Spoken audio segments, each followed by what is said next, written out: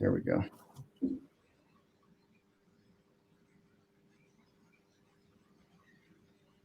Hi, everyone. Joe Uden here from Touring Israel, and we're on episode 3 of Bible Study with Joe and Bena. And today is the beginning of the festival of Shavuot, so we're going to talk a little bit about that. Bena, how you Joe. doing? Good. Hi, everyone. Good to see you again. Good to see you too. So where do you want to start? I guess Shavuot. There's a few things about Shavuot. The Torah calls it the festival of the harvest, or the festival of the first fruits. Later on, there's the tradition that it's the day that the Torah was given. The first 5 books of Genesis of Moses are given in Mount Sinai on this holiday, and it's a very interesting holiday. Agreed.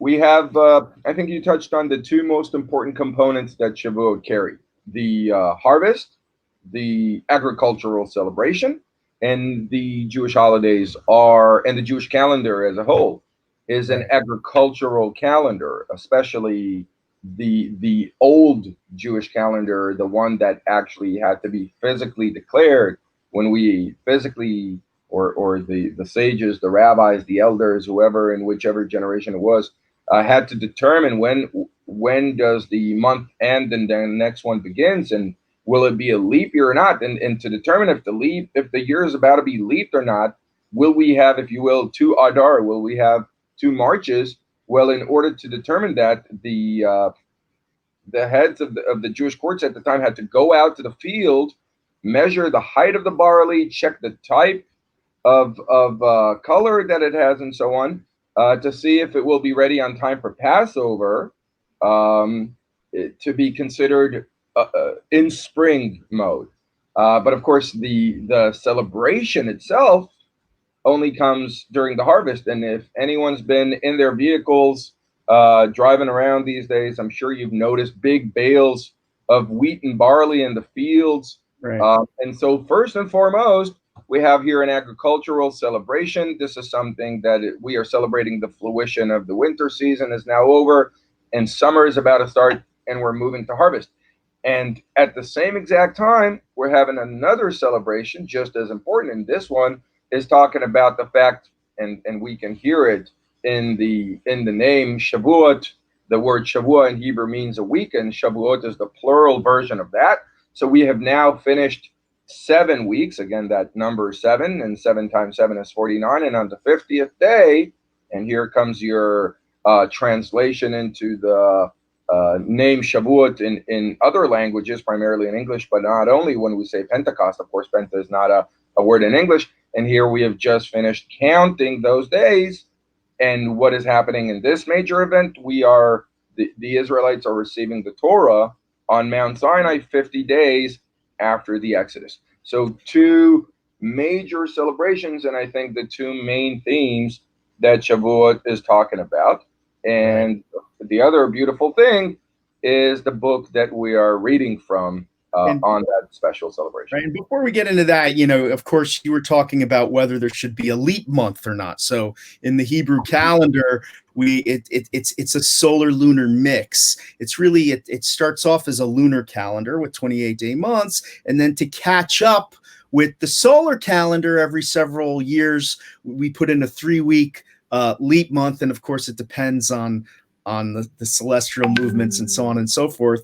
And it's very interesting that the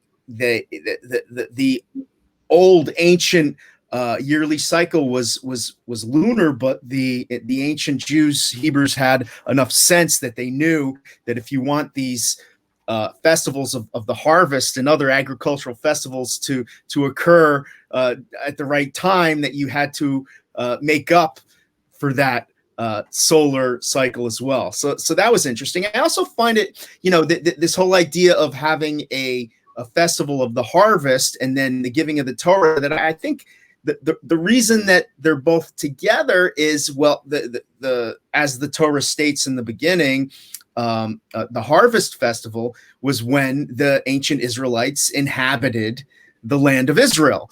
After the Babylonian exile and even the Roman exile, we can talk about both of those, when the Hebrews and the Jews were thrown out of the land of Israel and it ceased being a harvest festival in the land of Israel, that the holiday had to take on other attributes in order to continue the holiday. So I think that also has something to do with why Shavuot is the holiday that we receive the Torah. Yeah, I mean, it's definitely interesting to see how holidays evolve, as you said. But I think at the same time, we now want to choose what we want to emphasize more. We want to emphasize the fact that the momentous event of receiving the Torah, standing there at Mount Sinai.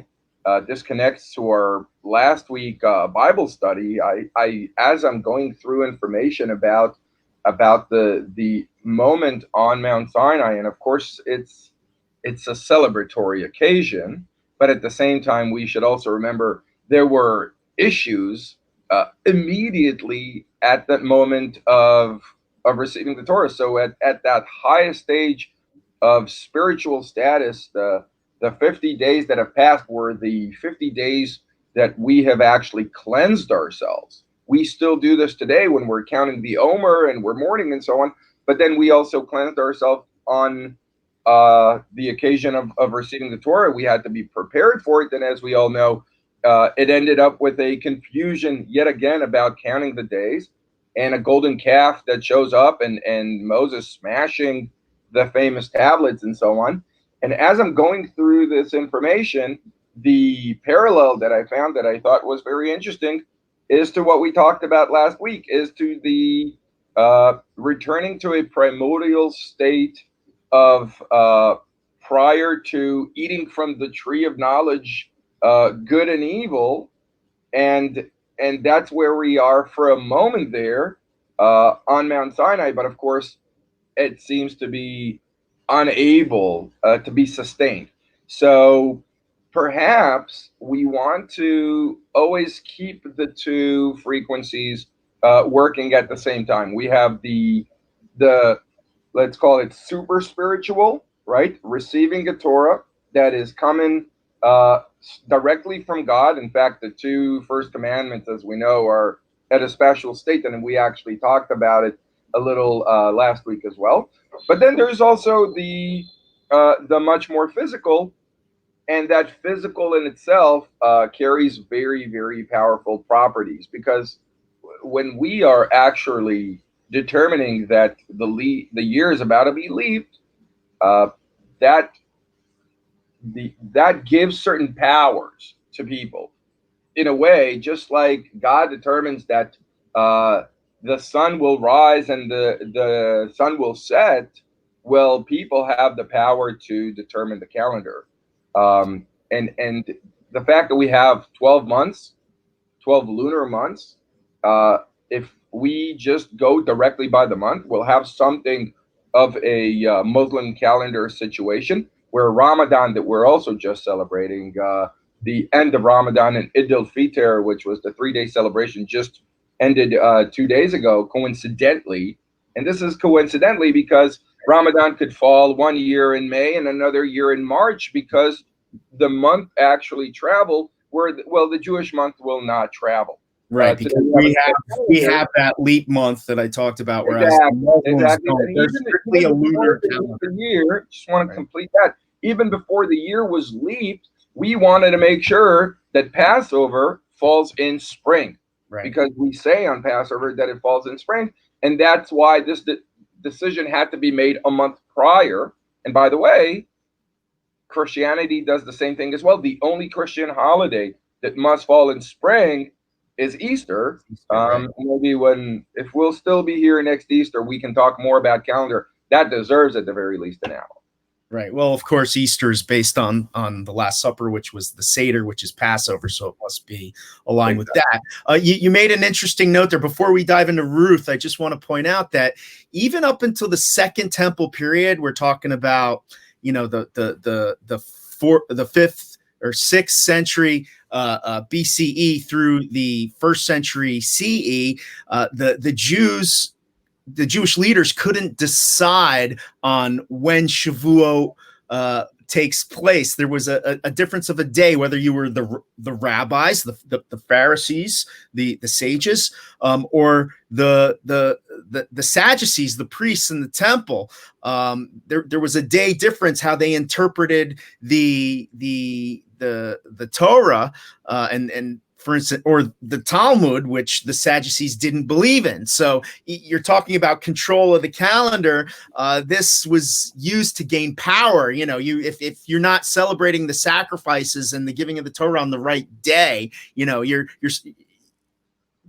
that's a power grab. So that was interesting that you mentioned that. So we read the Haftorah on Shavuot. We read the scroll of Ruth, I should say, from the latter part of the Old Testament, the Hebrew Bible. So why don't we start there and call it up? And being that this is the festival of the harvest, it's a very interesting story, and it's a short story. People could read it in 20 minutes, but there's a lot in there, isn't there? Oh yeah. I mean, like you said, short story, fascinating story. I like that you kind of contemplated there between scroll and Ruth, because scroll and book, because as you've mentioned, for the most part, people will be reading Ruth specifically from a book that they have. Less people have a scroll of Ruth, let's say, than people have a scroll of Esther, which I happen to have right here. I have a scroll written on parchment of the Book of Esther that I inherited from my father, but he didn't have a Ruth scroll, so we do have a tendency to call it a Book of Ruth, which is also why, for those who will go to the synagogue, you'll notice that usually there won't be a special blessing said before we start reading from this book, which is again something that we would have said a special blessing only if we would have read from an old piece of parchment. So that's interesting as well. But if we try to, I think, cram these 4 chapters of a story, well, it begins. I will give you a very quick synopsis of what's going on here. We have a story that begins with chapter 1. In the times of the judges, there is a famine, and a man from Judah moves on to live in the fields of Moab. That man is a man called Elimelech. It's important to point out that the judges period is wedged between Joshua and the Jews coming in and conquering the land of Canaan, and King Saul and David and Solomon, which is the period of the kings. And sometimes there were days of civil discourse. There were times where the tribes were fighting against each other, and there were times of quiet. And it seems that this period, when it says, and it came to pass in the days when the judges judged, that it was a civil time, that people followed the rules that were laid out to them. Right. I mean, it's a lot of the commentators on the Bible, as you said, will have a look at the fact that in Hebrew, the first verse says Shvot HaShoftim. And so there is a certain repetition here. When the judges judged, in other words, what are we implicating here? That there were times when they weren't judging. The Right. time of the judges is turbulent. Definitely. So much so that even today, in a way, we are still suffering from the time of the judges, because when you want to deal with biblical archaeology and you want to deal with the time of the judges, well, you could take it in a more kind of a plain, okay, this is almost a course of 200 years. I'm sorry, because if the Exodus is right around 1200 BC or BCE, and David became king right around, more or less, around the year 1000 BCE, and this should be taken 200 years. Of course, when you start lining up the judges, it doesn't add up quite as you would have loved to. And that's when people start offering all kinds of suggestions, including judges that co-judge. In other words, at the same time, we have a number of judges. And they were judges over tribes. So because it was all the time that we have, maybe I'll just mention the biggest, hottest topic in biblical archaeology for the past more than 5 or so years is what we call the higher and the lower chronology. Without going into this at all, just know that the confusion comes in our chronology of this period because of the times of the judges. So yes, we are at turbulent time, and during this turbulence, during this famine, Elimelech, a man from the tribe of Judah, decides that he is taking his wife Naomi and his two sons, and they move on from Bethlehem in Judah, a very important city, of course, the city of the star, and they are moving on to the fields of Moab. So there's a couple things. There's a couple things there. Number one, he's moving from a city to a field. Okay, so he's going down from an economic perspective, from being in a big, very influential city just outside of Jerusalem to which wasn't a Israelite city back then. But so Judah being the largest tribe, Bethlehem was a very important city, Bethlehem and Hebron, and he's moving down into the field where I guess he would pitch his tent. And the second thing is he's called an Ephratite, which is Rashi calls it something of a royalty. Okay, so there is the interpretation that Elimelech was a rich man from a royal family who lost his wealth. That's why he's going down to live in the fields of the Moabites. Is there anything to that? I mean, Rashi is doing something very interesting. Rashi, the main commentator of the Bible, has a tendency to kind of stick to the basic. He prefers to give you only a literal explanation. He doesn't usually act like a midrash, which is more of a deepened commentary, which is trying to tell you the story behind the story that is not being told. In this one occasion, he doesn't act like he normally does. He will give you the midrash. He will say that that we're talking about a man who is royalty and he's moving in to marry into royalty. And so this Rashi gives us a subtext of Elimelech here acting as an opportunist, and that everything that happens was born into sin, right? Because he wasn't happy that Elimelech leaves the land of Israel and marries a non-Jew, even if Ruth was a princess of the palace of Moab. Rashi isn't happy about this, and Rashi is absolutely showing his disagreement with Elimelech's choice here. Right. You should have hunkered down. You should have stayed with the rest of your brothers. Just because there is a famine doesn't mean you run away. Then again, people have run due to famine throughout the Bible. I don't see anyone giving Jacob a hard time when he goes into Egypt because of the famine. In other words, we maybe want to keep the standard here. I'm not saying Rashi's wrong, right? But he is definitely taking the text out of the basic interpretation, and I think he is offering this description of a terrible, almost sin, perhaps because of what's about to come in the book. Because as we of course know, the sons die. And Elimelech himself dies, and who's left to clean up the mess? Elimelech's wife Naomi, and the two wives of the two sons Machlon and Kilion. One of them is of course Ruth, and the other is Orpah, and they also have to be now facing the decisions of, okay, so what do we do next once this happened? We know that Orpah. Go ahead. Let's scroll down to let's scroll down. As John was going over this, we could see that Machlon and Kilion, the sons are dying, and that Naomi is telling her two daughters-in-law, listen, this isn't working for me, and I am going back home, and you should stay. But her daughters-in-law surprisingly tell her, oh no, we are going with you. And they begin that journey back to Bethlehem. During this journey, and we can continue scrolling down just so you can have a look at it as we're going through it. But really, this is the bulk of the Book of Ruth, of course. This is a very important passage here. I think we should maybe even read the John, if you could just scroll down a little bit more, a little more here. A little more, please. Sorry about this. Okay.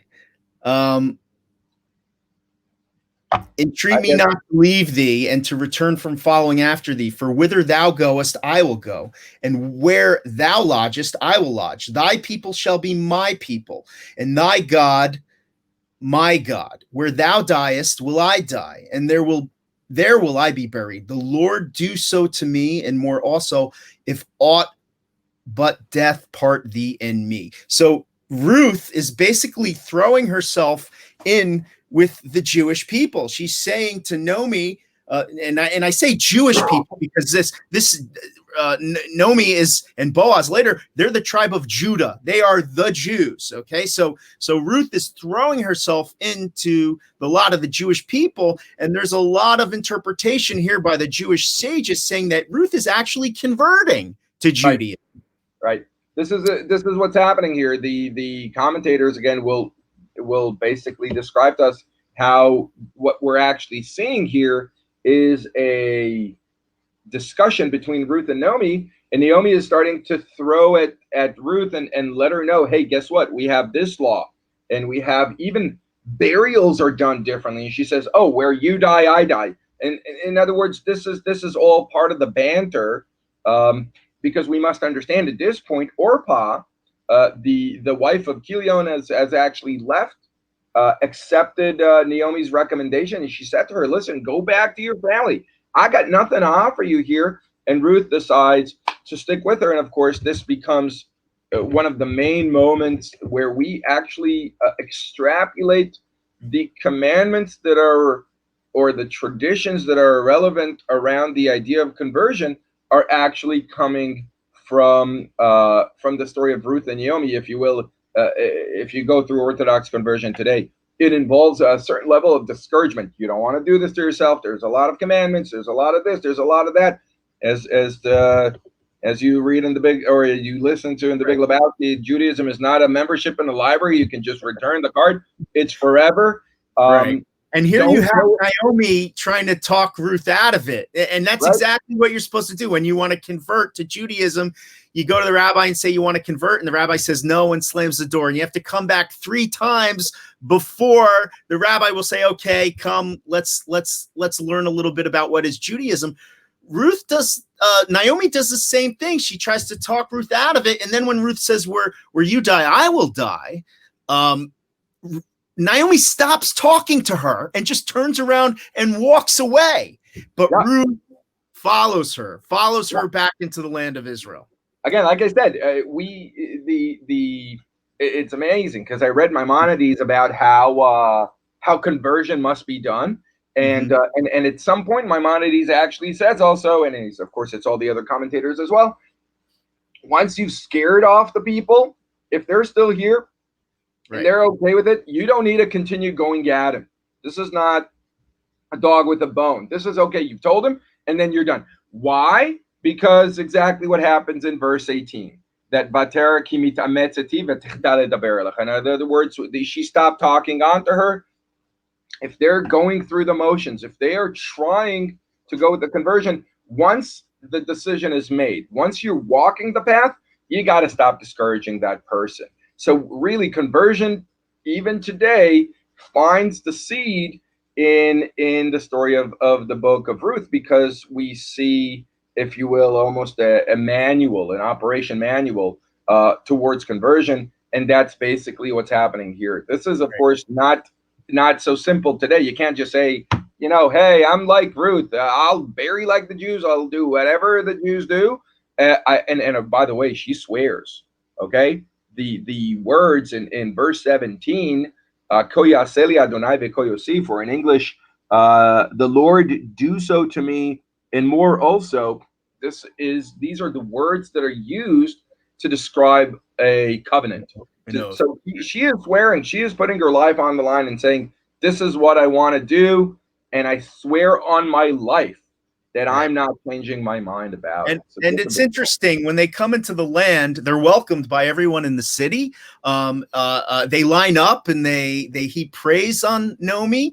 And later on, we see that Naomi owns a big chunk of land in Judah. And some people see this as an opportunity to buy the land, but something else happens, doesn't it? Right. So let's remember this. Naomi, who is obviously the matriarch, is married to Elimelech. But when Elimelech died, Elimelech's property went down to his sons. Naomi doesn't inherit her husband if there are sons that are alive, which is probably what happened here. But then when the sons died, Right. since the sons had no children, there was no choice but to give the inheritance to the wife. In this case, it's no longer Naomi, it's Ruth. So if you will, Ruth is now becoming the matriarch simply because of the laws of inheritance, right?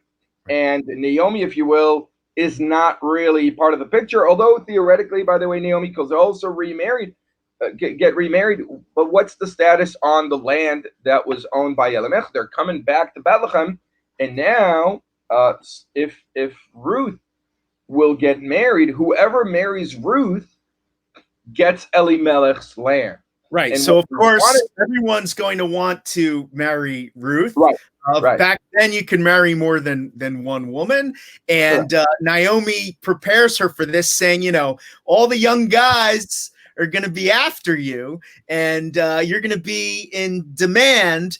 And so what I want you to do is get dressed and go out to the field. This is during the harvest. This is where Shavuot comes in. It's the festival of the harvest. They're going out to the fields of barley, and Naomi instructs Ruth to glean, to follow the harvesters, okay, from behind, and whatever falls off the cart, she should pick up. And there are two commandments in the Torah that are very interesting. Number one, any wheat or barley that falls off of your cart while you're harvesting, the farmers can't, the gleaners can't, not the gleaners, the reapers cannot go down off the cart and pick up what's fallen to the ground. And also, they're supposed to leave the whatever grows in the corners of their field to leave it and let it grow. And the poor people can come behind the harvest cart and collect anything that has fallen off the cart.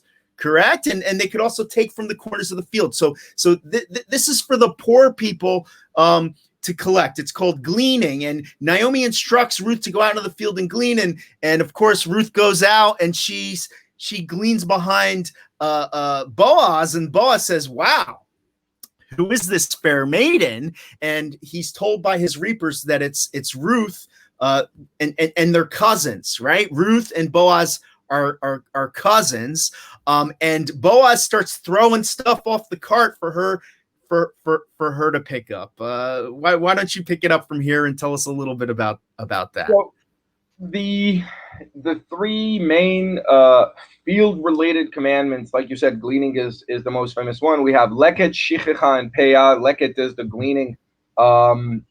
These are some of the social laws of Judaism, and they're everywhere. So basically, the commandment here is essentially saying anybody coming into your field and walking behind you, what you dropped and they picked up, you don't have any authority to say, hey, that's mine, that's out of my field. In other words, we have a saying, it's a famous one. The Bible says ki lihar, it's in Deuteronomy. In other words, the land isn't yours. You may be cultivating it, but it belongs to God. And if God tells you leave it, then you leave it. Interestingly enough, like you said, Ruth is going to glean at her own relative's plot. Okay, so let's remember a couple of things. They have a piece of land right now. If I had to guess, since Elimelech's not around, nobody cultivated it. Their field is not ready to be harvested. There's nothing there but thorns. But she is choosing to go to someone who is a family member. The connection between Boaz and Ruth is not entirely clear. It's mentioned that they're related. It doesn't bother giving us a family tree, and this is relevant for another reason.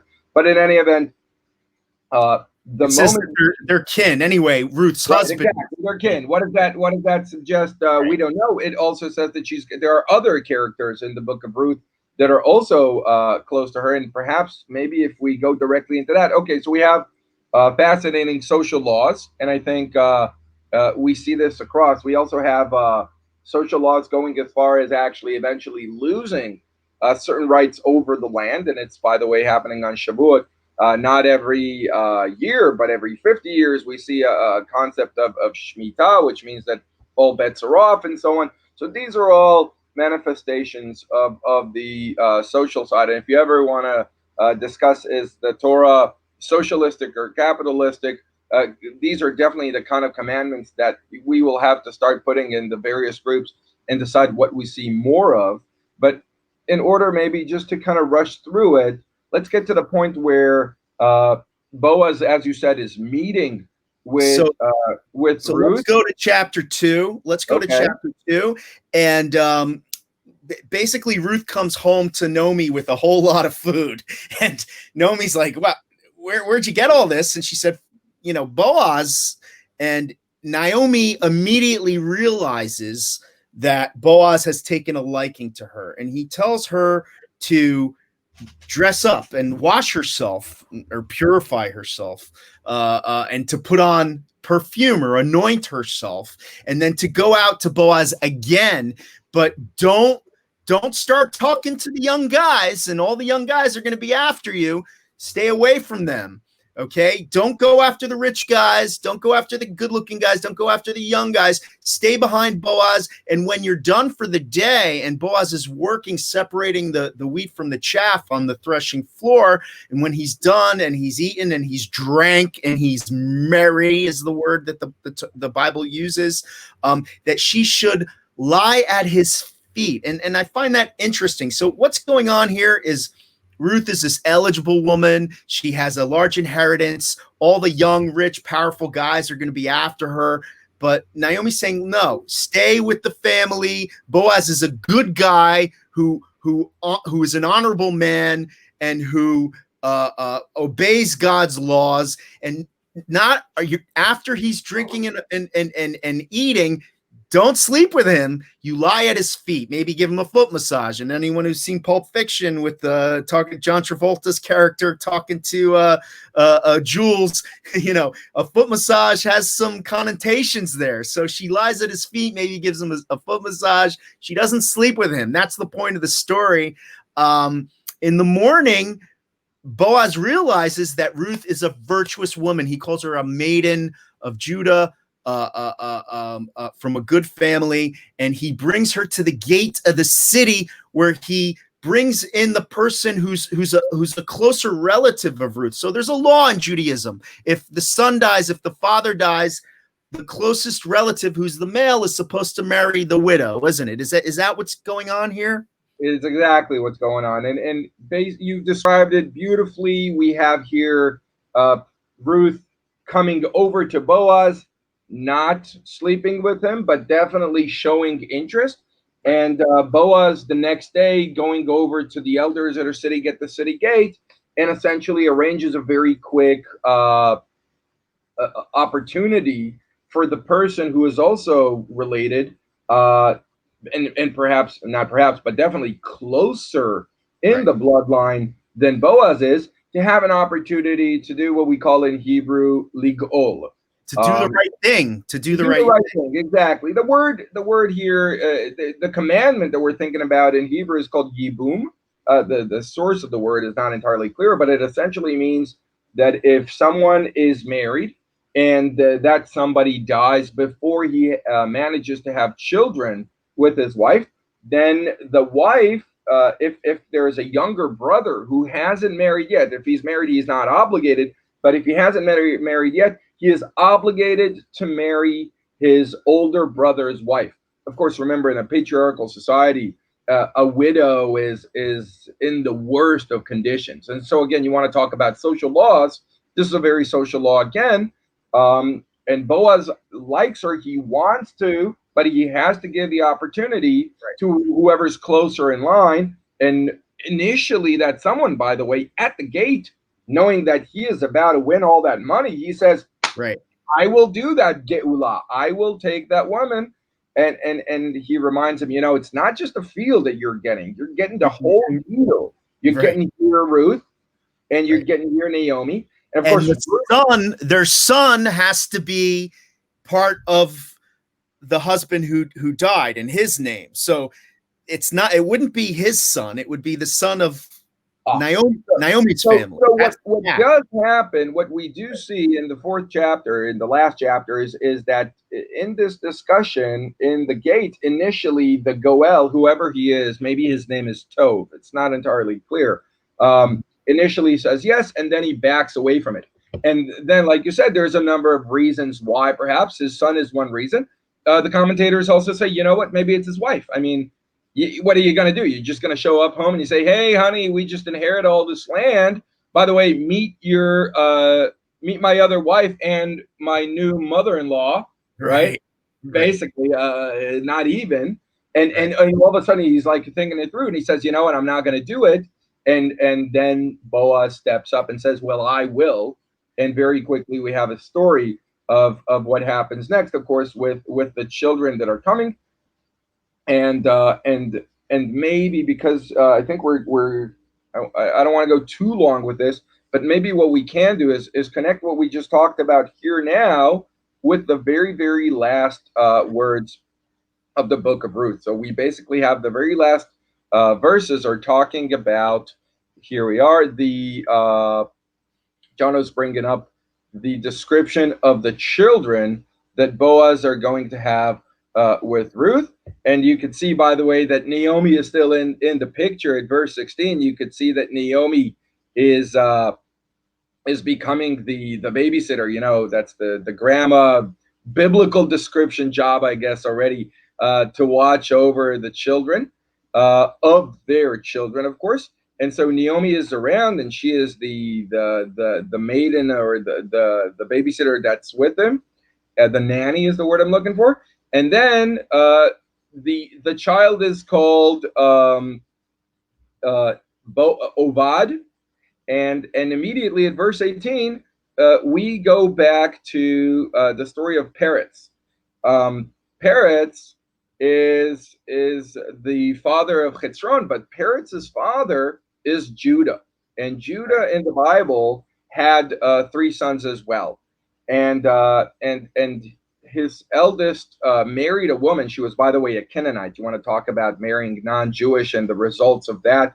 And and that son died, and then he, from Er, who was the son who died after marrying, she moves on to the younger brother because there weren't any children yet, and the younger brother Onan died as well, and the youngest brother, who is now supposed to take his place, is called Shelah. But Judah is like, you know what, I don't want to go there. She's already killed two of my sons. She's a femme fatale of the actual type. My sons are not about to marry her. And after a while, where she is actually throws her out of the house, doesn't he? Exactly. He sends her back to her father's house. He says, I know patriarchal and everything, but you ain't staying under my roof. You never gave me any offsprings. You're not really blood. The blood would have come if she would have had children, but she didn't. So go back to your Canaanite family. And after a while, she is not exactly doing a Ruth deal here, but she is throwing herself at the feet of Judah, except he's unaware of that. She's in disguise. She's sitting on some bridge. Is she a prostitute, or is she a holy spiritual priestess who is also kind of having intimate relationships? Less relevant. What is definitely true is that she is intimate with Judah. She gets pregnant. She doesn't tell Judah anything about their encounter, but when she is pregnant, staff. Exactly. She's taking his staff. He's taking his stamp. Judah is giving her his ID, his social, his everything. Just unbelievable to some random woman on a bridge somewhere. No time to get into that. But eventually, once they discovered that she's pregnant, initially Judah says, kill her. Who is this woman? She was not supposed to have any children. She's supposed to wait for Shelah and so on. And all she does is just send him back that stamp and that staff and so on. Judah has the opportunity to say, well, I don't know what that is, but he doesn't. He owns what he has done. He brings her back. He realizes his mistake and so on. And Judah and Tamar, his daughter-in-law, will have two children, Peretz and Zerach. Zerach came out first, or almost came out first. His hand was already out. Now, with the whole Jacob and Esau and everything, and firstborn rights and so on. So he gets a little string that's put around his hand as soon as it started coming out his mother's womb. But then suddenly Peretz manages to push him out, and he jumps out first, and that's how he got the name Peretz, which means Lahit Paretz, to suddenly abruptly jump ahead of someone in line, let's say, which is exactly what Peretz does. He's the father of all Israeli jumping in line behavior. He invented that, in fact, when he came out of his mother and pushed his brother out. And that is the parents. And so we see so many similarities here between the story of Judah and Tamar to the story of Ruth, Naomi, and Boaz, because we have again that Geulah. And of course, the bottom line here is that both Judah and Tamar and Ruth and Boaz, through that line, we get eventually Jesse and King David. And David is the king, which think about this. The story of Geulah, in both cases, people taking a higher moral pedestal when they make a decision to do this. And I keep on going back to that word Geulah in Hebrew, because guess what? That word is also the word for redemption. Of course, you open Mark, you open Luke. You wanna extend this on beyond Old Testament into New Testament. The beginning of a lot of the synoptics will begin with the genealogy of Jesus, who is of the line of David, because David, we know, was the father of who later will be the Goel. But in this case, we're already talking about Redeemer. So you've done the right thing throughout history in this family of Judah. People were willing to accept the fact that there is something that needs to be done. There's a moral high ground that must be taken, even if it's not the easiest thing. And perhaps what the Bible is trying to connect here in the linkage, Old Testament, New Testament, you take your pick where you want to stop this, but there is a reward. And the reward is that the Geulah itself, redemption itself, comes to those who have done the right thing and have redeemed in their lifetime. Right. Well, as usual, you and I had a big vision of where we were going to take this story today, but unfortunately, we're out of time, and I think that's a good place to stop. We could go on and on all day, but very interesting stuff. Again, Bena Mantel, tour guide and archaeologist, I appreciate you taking the time for this Bible study. We'll do it again soon. Happy Shavuot, everyone. A shout out to Jonathan Rose, our Wendy Perrin trusted travel expert, pulling the strings behind the scenes. People, please subscribe to our YouTube channel, and we'll talk to you again soon. Thanks a lot, Bena.